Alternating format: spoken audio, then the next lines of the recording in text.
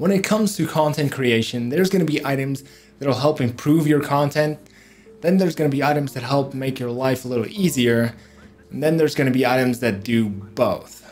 And in today's video, I'm going to be sharing my top 5 list of things I can't live without when it comes to content creation and streaming. But before we get into that, if you want to see all of these items live in action, head over to my Twitch channel. I stream every Monday, Wednesday, and Friday afternoon. Link to that down in the description below. Let's get into number 1. And the first one has to be the GoXLR.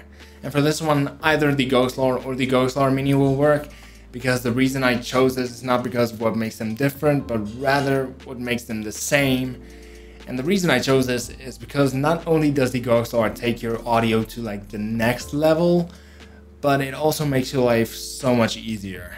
And here's why.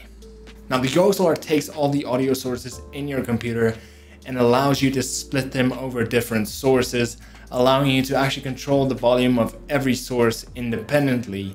So for me, I have my mic on fader 1, I have music on fader 2, I have my Discord chat on fader 3, and I have my system on fader 4. Now, you only have 4 physical faders, but in the GoXLR software, you can actually have all of the faders in, so your line in, your line out, everything else, you can control independently in the software. And you can choose any of those to actually assign to the 4 physical faders. So you can choose the 4 you use the most and assign those to the faders you need. What these faders allow me to do is, if I am gaming with people, I can control the volume of the Discord call independently on a fader. So if my teammates are a little too loud, I can actually turn them down a little. Same when it comes to games. If I have my system fader, if you play a game such as Warzone and you start up, everybody's heard that deafening sound, and you can just kind of crank the volume down for that little moment.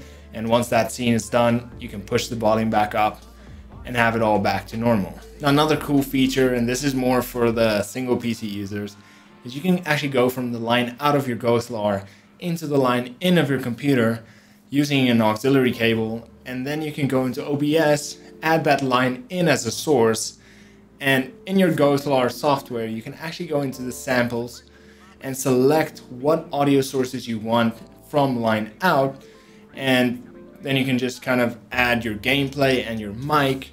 And once you're in OBS, you can record all of your gameplay using the line out as your audio source, meaning you will record all of your gameplay without anything else, just you and your game. Now, why this is cool is, let's say you're playing games on stream and you have background music on and you have your teammates in Discord, and all of those sounds are not actually why you want to record your gameplay. Then you can easily remove all of those sounds, record just your game and your voice, and if you want to add your teammates, add Discord as well, and just record those parts without the background music, without the alerts, without anything else, and use those clips to actually upload to YouTube or whichever platform you want to go from there. Now, the reason I said it works for single PC setups is because in a 2 PC setup, you actually use the line out to go from your gaming PC into your streaming PC, and then you use the line out of your streaming PC to go back into the line in of the GoXLR.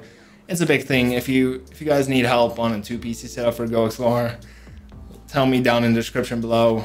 I'll be more than happy to help you guys. And just one last little thing before we move on from this. Elgato has recently released the new Elgato Wave, which is the Wave 1 or the Wave 3, which actually does almost everything the GoXLR does. And I have to say, if you don't have the money to actually go out and buy a GoXLR and a mic and an XLR cable, take a look at the Elgato Wave 3. They retail for about $159, I think. And for that price, you actually get the functionality of the GoXLR where you can split your audio and you still have your mic and all of those things. So do check that out instead of going for a GoXLR Mini, which is priced at $250 right now. So at $159, you're saving $100 and you're technically getting a GoXLR. And next has to be my key light, because not only do I use my key light for streaming and YouTube videos, but I also use the key light to take pictures of products and things, as I can easily adjust the brightness and the color of the light depending on what I need. Now, since you can change the brightness and the color, that makes it perfect for use as a key light in any situation, or as a rim light, as you can kind of change the color and possibly add a contrasting color in your rim light if that's what you need for a product shoot or if that's what you want for any kind of video or thing that you're doing. Now, before we move on, there are a lot of lights that do the same thing as the key light, and if you do not have the budget to actually go and buy a key light, the Dasny D50s are a very similar light than the key light. They're almost the same size, they're almost the same shape. They can be controlled by a controller, which means you have that wireless functionality. You can change the brightness, and you can also change the color of the light that's being emitted. Now, not only is the Dasny D50 very similar in size and specs, but it comes in at a much lower price. And if you want to look at those rather, I'll leave a link down in the description below for that. And that brings us to number 3. Now, number 3 is a second monitor. And the reason the second monitor has made it onto this list is because this allows me to actually have a dedicated monitor just for chat. Now, that doesn't sound like a big deal, but if you're live streaming, it is all about the interaction. And if you don't have something that you can read chat off of, that's going to be a problem. The only reason it makes my life a little easier is because it allows me to have chat open right next to my gameplay screen without me having to run the game in a windowed mode and kind of crop it down so I can see chat on the side, or having to have my phone open with chat or a tablet or something. By the way, which I used to do. I used to read chat off my phone or a tablet depending on which was charged more fully. But it makes your life so much easier just to have a second monitor that's dedicated for that. And it also makes your life a little easier when you start doing a lot of video editing and a lot of other things. You have 2 monitors set up where you can have all of your video files and everything you need. You can just kind of drag and drop everything. It just makes your life a whole lot easier in general when it comes to content creation. Now, this is another one of those things that doesn't have to be expensive. You don't have to go and buy a 240 Hz monitor. You can literally go out and buy the cheapest monitor that will work with your computer. So just make sure that if you have HDMI ports, that you have a monitor that has HDMI ports, or if you have VGA, get a monitor that has VGA, so that all of it is actually compatible. And you can buy new monitors for as little as $65. I'm sure you can buy them cheaper, but you can buy them really cheap, or you can go onto any site that offers secondhand goods and you can buy a monitor secondhand. As long as it works and as long as you can read chat off of it, it will be fine. Now, the next item is a Stream Deck, and I actually don't have one yet, but I have been using their Stream Deck mobile app, which, by the way, if you don't have a Stream Deck or you don't have the Stream Deck mobile app, you can get 30 days for free. So if you've not done that and if you haven't signed up yet, go test it out for 30 days, see if a Stream Deck is for you, or see what it can actually offer you and your streams. Now, even though I don't have a physical Stream Deck, I do have the Stream Deck mobile on my phone, and the only difference is I don't actually have the physical Stream Deck item. I am saving up for one though, and I'm definitely going to get one of those, because having it on your phone or on a tablet does require you to have your phone or tablet charged, and it just doesn't feel the same as having a physical item that you can press. Now, even though I don't have a physical Stream Deck, the Stream Deck mobile app does exactly the same thing as the Stream Deck would. And since using it, I have to say my life has been changed. Now, there are so many different things you can do with the Stream Deck. It doesn't just have to be scene transitions. You can use it to open up programs. So let's say you have games you play a lot on stream, or you have programs you use a lot on stream. You can actually assign keys to each individual game or each individual program and have them launch at the push of a button. Now, you can also use voice changing mod, which is part of the Stream Deck software.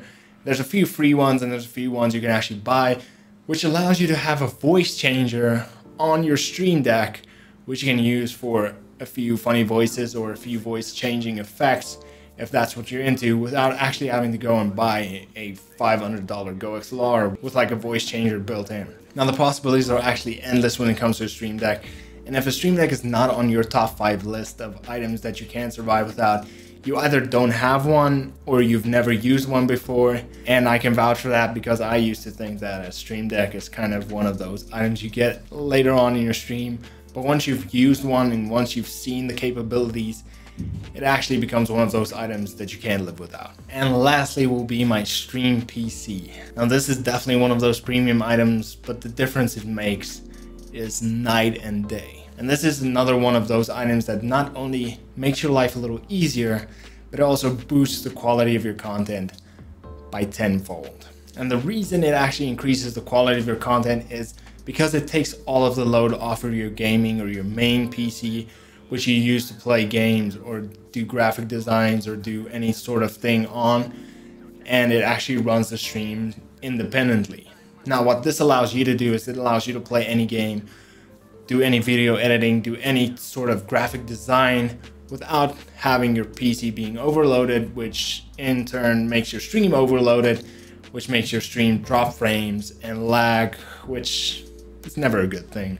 Now, since the streaming PC actually takes all of the load, it means you can have a pretty cheap streaming setup that can stream at 1080p 60 without going through too much, unless you start adding a lot of overlays and a lot of moving parts to your streams. Then you might need to upgrade your streaming PC a little more down the line. Now, I do have a video on a cheap streaming PC that's around 600 bucks that can be used as either a single or a dual PC streaming setup. And if you want to kind of see the video on that, I'll leave a link to that in the description below, and you can also check it out in the cards above.